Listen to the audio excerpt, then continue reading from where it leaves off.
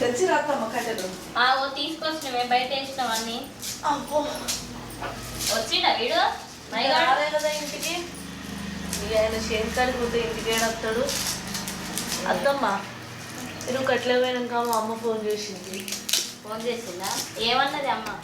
ఏం లేదు, రేపు బాపత్తాడు బిడ్డ రా పండగకు, నేను వచ్చినాక నన్ను అప్పతునుకలు చేద్దా బట్టలు ఇట్లా కొనుకొచ్చుకున్నావు అని చెప్పింది. సరే అమ్మ అత్త అని చెప్పి నేను అన్న మా అత్తమ్మని అడుగుతాం ఒకసారి, మేము మా అత్తమ్మని అడిగి చెప్తా అన్న. మరి రేపు మా బాపత్తాడట పోతా.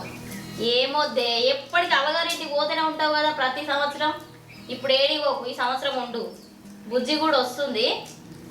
బుజ్జి వచ్చినాక అందరం కలిసి బట్టలకు పోదాం.